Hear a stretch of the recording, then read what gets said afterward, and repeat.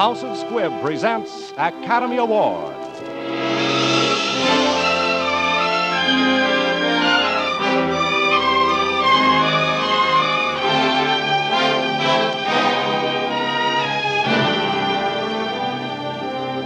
Every week, Squibb brings you Hollywood's finest. The great picture plays, the great actors and actresses, techniques and skills chosen from the honor roll of those who have won or been nominated for the famous Golden Oscar of the Academy of Motion Picture Arts and Sciences.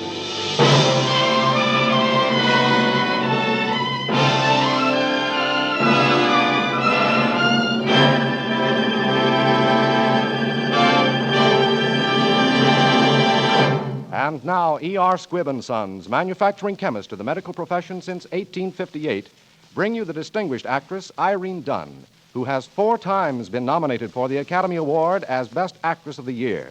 You will hear her tonight starring in The White Cliffs of Dover with Sir Aubrey Smith. Both Miss Dunne and Sir Aubrey Smith will play the roles they created on the screen in this dramatic picture, which, for Best Photography of the Year, was nominated for the 1944 Academy Award.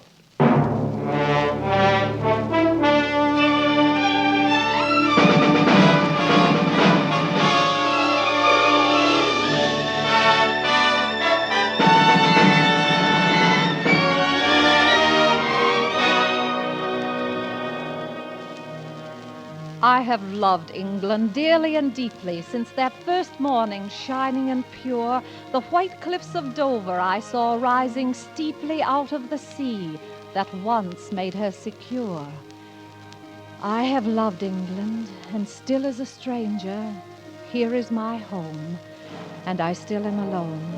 Now in her hour of trial and danger, only the English are really her own.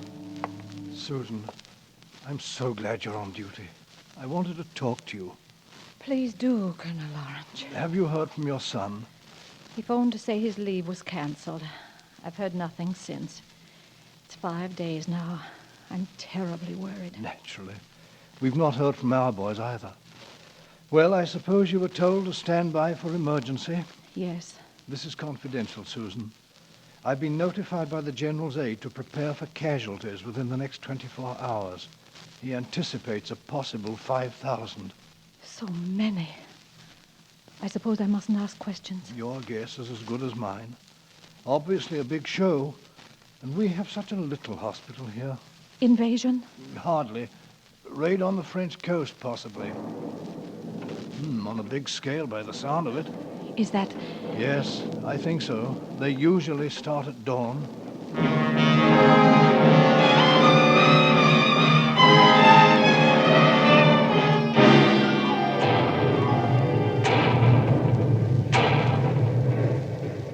Cigarette? No, thanks. I don't seem to want it. Guess I'm hit all right. No pain? No. Maybe it's like this before you. Funny to think of coming all the way from Iowa to die in a place like this. What do they call it? Dieppe. Yeah, Dieppe. You're English, aren't you? More or less. My mother was American. You're wounded, too. Bad? I think so. Well, we're out of it. Yes. But I say, better start rolling away. A Nazi dive bomber.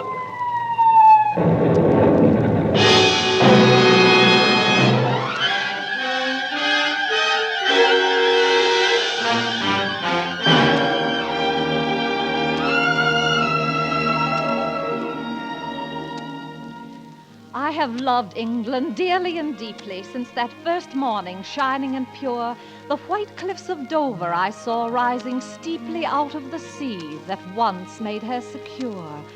I had no thought then of husband or lover. I was a traveler, the guest of a week. Please tell me, young lady, you came 3,000 miles to spend 2 weeks in the bedroom of a Bloomsbury boarding house? Oh, don't rub it in, Colonel Morris. But, my dear child, you must stay over. See something of England. Why, this is April 1914. Well, I've seen a great deal of London. The British Museum, the National Portrait Gallery, and... great heavens. British Museum, eh? Saw the mummies, what? Been to any shows? Any dances? No, I'm afraid my father... Speaking of dancing, I'm afraid I can't play cards tonight. It's the night of Millicent Waverley's ball. Thought I might go this time. Where the King and Queen are going. Have you received your invitation, Colonel? No, by Jove, I haven't, no. I was giving Millicent a ring. Care to come to this shindig with me tonight? You mean... I don't know if that sort of thing interests you, but everybody will be there, from the king down.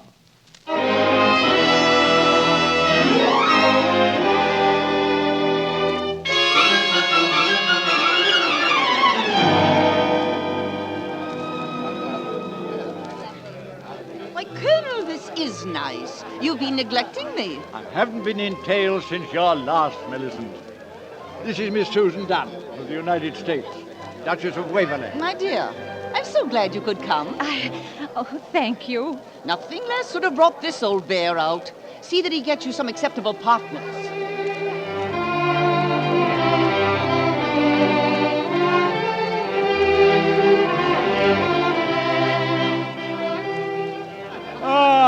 I haven't enjoyed myself so much for years. Oh, you dance lightly as a feather, Colonel. You're very kind.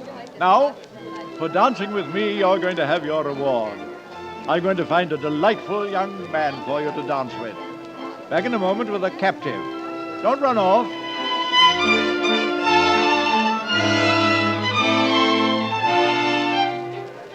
John Ashwood! Oh, well met. The very man I'm looking for. Glad to see you, sir. Oh, it's been ages. I brought a girl. Oh, charming girl. Promised her a topping partner. Now, you'll fill the bill. Well, fact is, sir, I have a sort of appointment. Bertie's cousin from Australia. Girl I've never seen. He can't get here till later. I promised I'd take care of her. Well, how are you going to find her if you've never seen her? I'm to wait in the Adam room. It's early yet, but I want to be the first on the scene. In the Adam room, eh? You know where the Adam room is? See there, my boy. That double door behind the palm. That's what you're looking for. Oh, thank you, sir. I'm sorry I can't oblige, but duty must be done, eh? Oh, of course. Well, good hunting.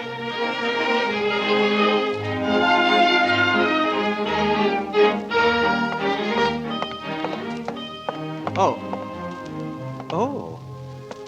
Hello. You must be Bertie's cousin, Nancy.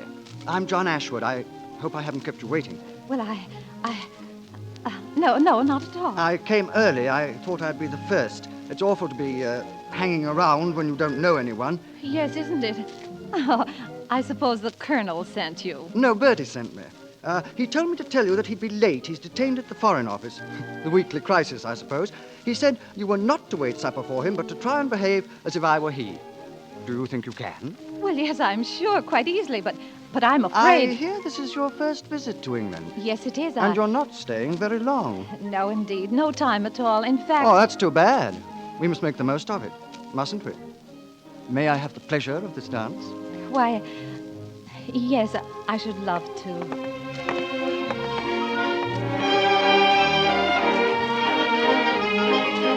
This is my favorite waltz. Mine, too. Splendid.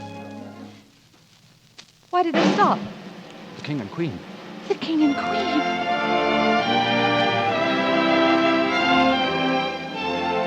Oh, what shall I do? Just curtsy. But Here they come.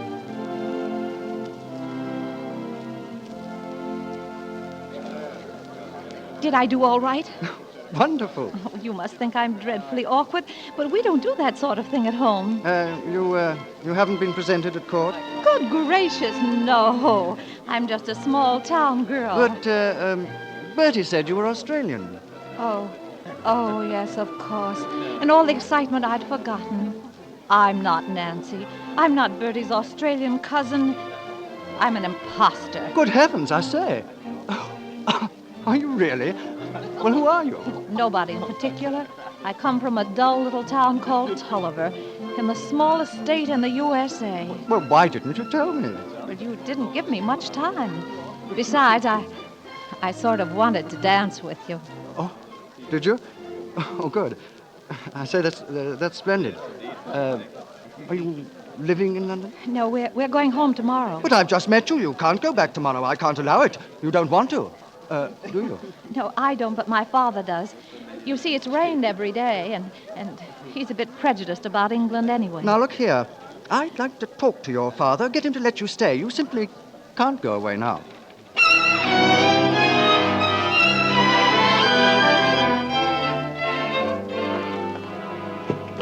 Good morning, Miss Dunne. Oh, dear. Good morning, sir. I know this is not an opportune moment, and I hope you'll forgive me. Father, this is Sir John Ashwood. He brought me home last night. Glad to meet you. Sorry we haven't more time. Fact is, we're a bit rushed. Our train leaves at 10. Mr. Dunne, my mother lives in Devon, and at any moment she may call you on the telephone. Yes. My mother would be delighted if you and Miss Dunne could spend a week or two with us, see some typical English country life. Hold on. There is out of the question. Good heavens, man, we're practically on the train, and we don't know your mother. She doesn't know us. I've come for the trunk, Governor. Right there. Now, I'm sorry, mister, but I run a newspaper, and I've got to get back to it. Mr. Dunne, a telephone call, sir. Lady Jean Ashford. Tell her I've gone. Tell her... Susan, why do you stand there like a wooden Indian? Say something. Tell this obstinate young man that you can't go. Tell him you don't want to stay. But I do, Father. What? I want to very much. You see, Keep sir... out of this. Your cab, sir. I'm holding the line, Mr. Dunne. And let me stay a week or so, Father. You go back alone. Well, of all the unfeeling... Just a few weeks, sir. I'll catch the next boat. We'll take care of her, sir. I Cab, promise. sir. The phone, Mr. Dunne. Holy mackerel. Hello, Dunne speaking. Hiram P. Dunne.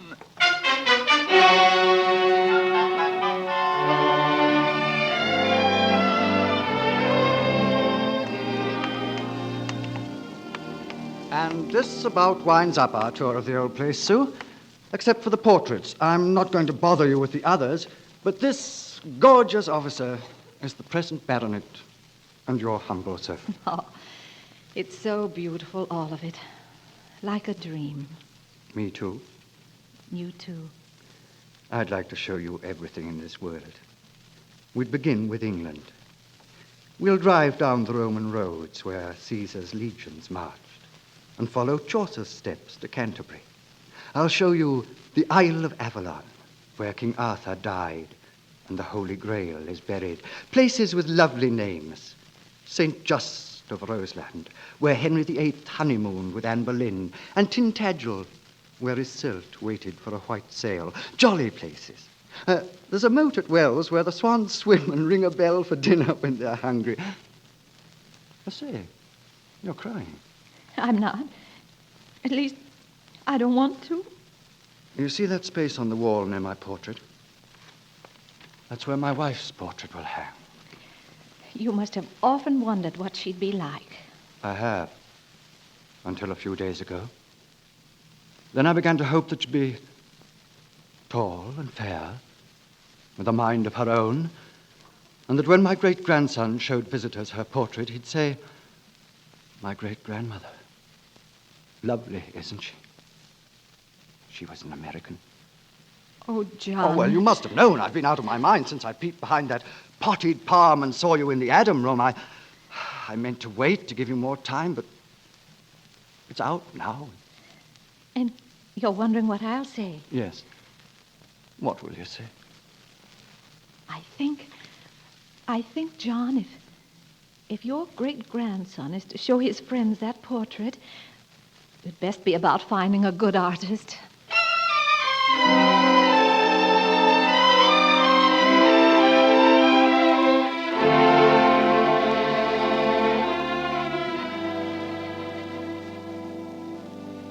And the stars brighten, and their eyes are clear to see God's image in their common clay.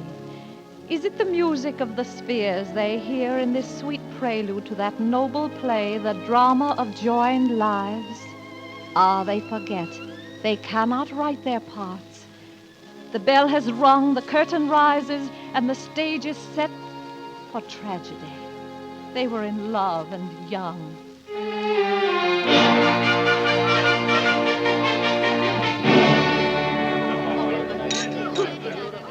My darling, the car's waiting. You'd better slip away and change. I will, but I'll dread each wasted moment away from you. Oh, it was the most wonderful wedding in the world. I shall never, never, never marry anyone but you. I swear it. I say a toast. Yeah.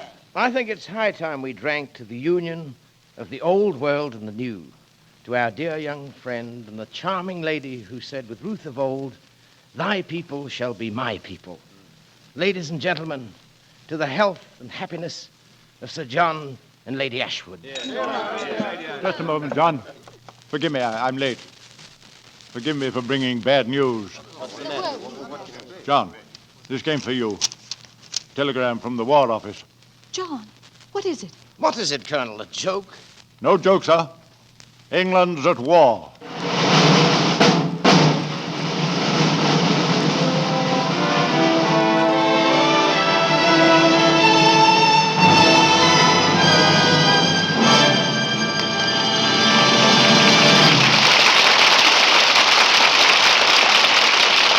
A favorite time of the year for many of us is Indian summer. The September and October days when trees are flaming red and gold, when there's a rich fragrance of harvest in the air, when nights are so crisply cool the crackle of an open fire is music to our ears. Autumn is more than a season. It's an exhilarating, refreshing experience. And in its own way, Squibb Dental Cream is like that. Not just another dentifrice, but a genuine delight to use. Refreshingly different. You'll like its pungent, fresh mint zest, its brisk, exhilarating action. And you'll appreciate how effectively the safe, soft, polishing agent in Squibb Dental Cream brings out the natural sparkle of your smile.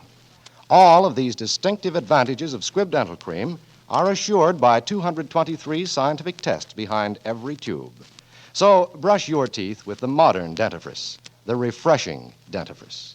Ask for Squibb Dental Cream, one of the great family of Squibb products. Taste, feel, and see the refreshing difference. In a moment, we will continue with part 2 of The White Cliffs of Dover. But first, we would like to call your attention to another Metro-Goldwyn-Mayer picture, the Technicolor musical Holiday in Mexico, starring Walter Pidgeon, Jose Iturbe, Jane Powell, Ilona Manxie, and Xavier Cugat. Holiday in Mexico may currently be seen at your local theater.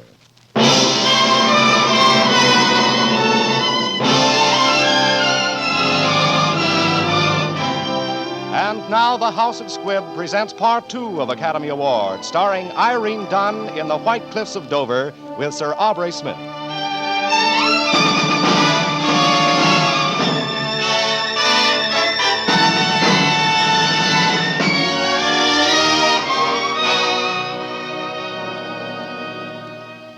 He got leave after months in the filthy trenches. My love sent for me, and I crossed the channel to meet him in the little French hotel at Dieppe.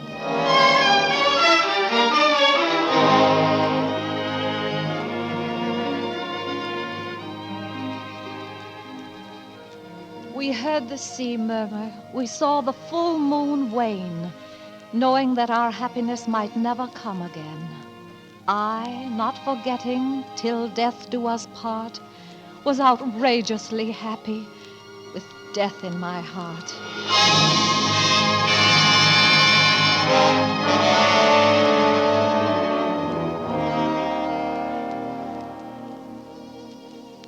My love,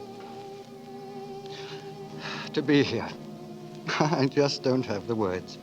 We don't need words, John. Look, the moon.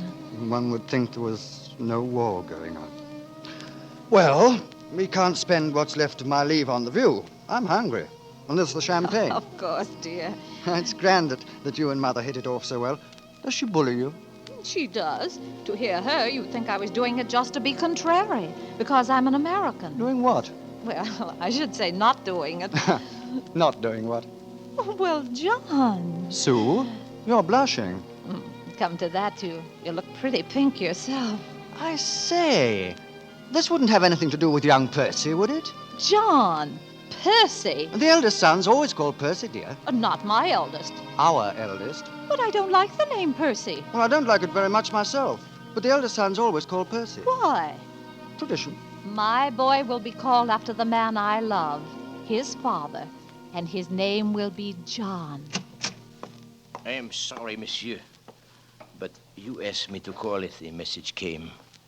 It has come. No. Oh, no, my darling. No, I won't let you go back. I won't let you go back and be murdered. You can't. Don't you see? Not now. Oh, my darling. I don't want to leave paradise, but I have no choice. Come on, one more glass. One for the road back to hell.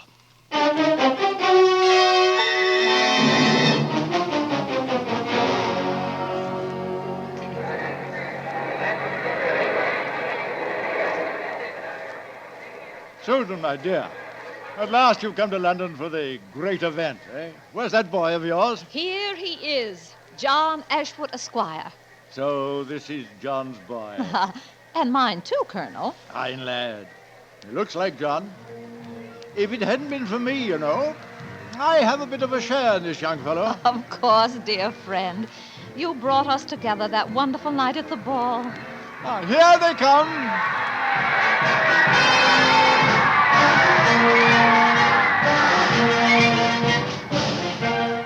Let me lift Johnny up. Look, my child. Look, young man.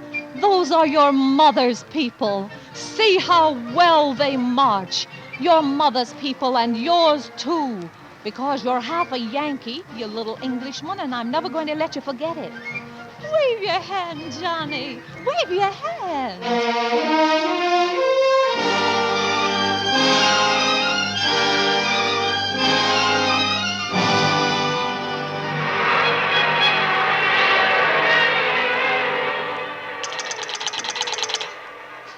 I say, I can't hear you. Hello? Hello? Ashford? Is that the manor house? Who is this? Oh, I can't hear. Infernal racket here. I say, have you heard the news? Oh, pity. Thought I'd be the first to tell you it. Wonderful, it's over, eh? Yes, armistice. You should hear it here in London. The town's gone mad. Let me speak to her. Lady Ashwood, I mean. Huh? I don't hear you. Speak up. What? Oh, no. Oh, my God.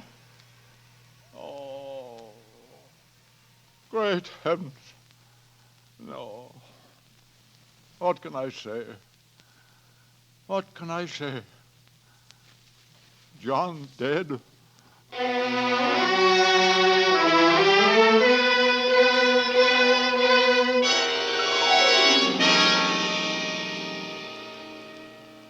I do not remember the words that they said. Killed, Douay, November. I knew John was dead. All done and over that day long ago. The white cliffs of Dover, little did I know. Ah, look at the fat legs of him. I declare I never saw one grow so fast. Not yet a year old. Yes, he's fine and strong, my baby. He'll grow up tall and straight, and he'll go into the army. The eldest sons always go into the army. It's a family tradition. A tradition to die young in a country not your own. A tradition to die young for honor and glory. But my baby will live out his life. I'll teach him to run and hide when the drums start playing. I'll keep him safe. I don't know how, but I'll keep him safe. Do you understand?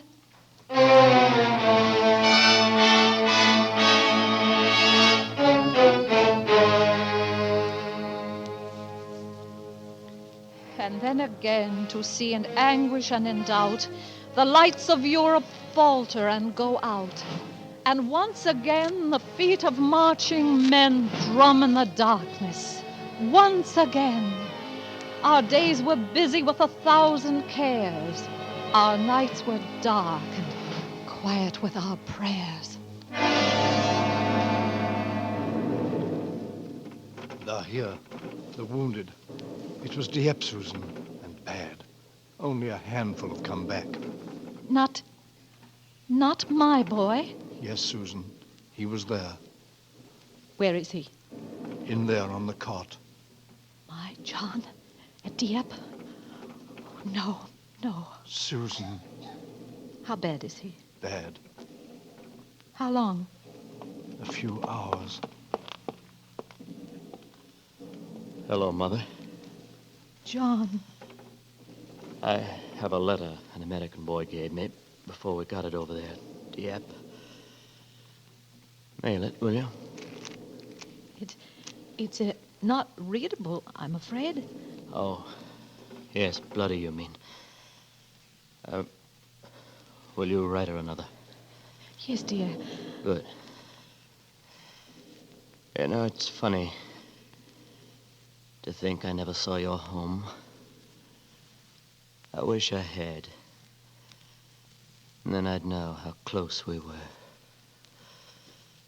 The chap, that American... Yes. He said he'd really start to fight the day the war ended. For a good peace. A peace that would stick. That nobody could kick around. You see, he didn't know he was going to die. He didn't know. Yes, dear. He didn't know. And I'll write a letter to his mother. Tell her he did very well. I'll tell her. Hey, you've got to go now. There's work for you to do. I'll be all right. Good night, Mother. And thanks. Good night, my darling boy.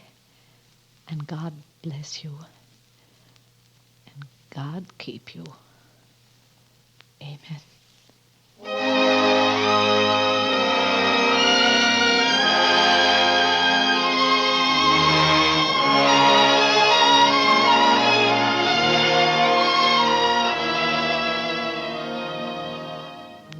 I have loved England dearly, and dearly too, husband and son.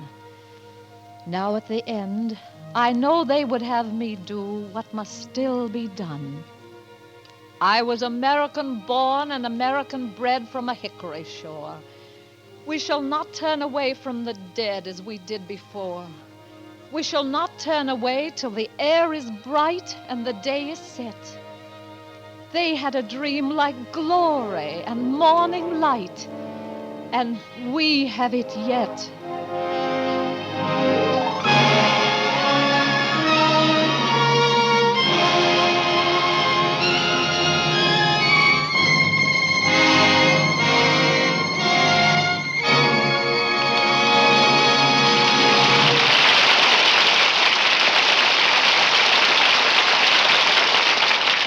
There is much that each of us can do to help shape the kind of world in which we shall now live.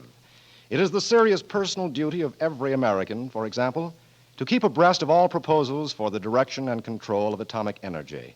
It is the duty of the scientist to turn all advances made in time of war to the enrichment of men's lives in time of peace. Scientists at the House of Squibb are devoting themselves night and day to learning more about the miraculous new drugs discovered during the war. The House of Squibb shouldered enormous responsibilities in the development of these drugs, and now Squibb is contributing to their further refinement, wider distribution, and ever-increasing application.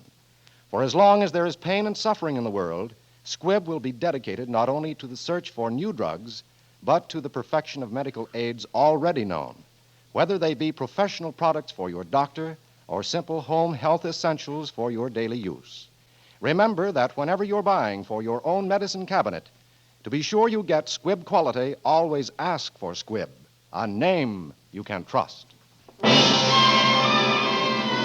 Next Wednesday, another great picture. The House of Squibb will present Academy Award Guest in the House with Anita Louise, Joan Loring, and Kirk Douglas. Today's performance of The White Cliffs of Dover was written for radio by Frank Wilson, with an original musical score composed and conducted by Leith Stevens.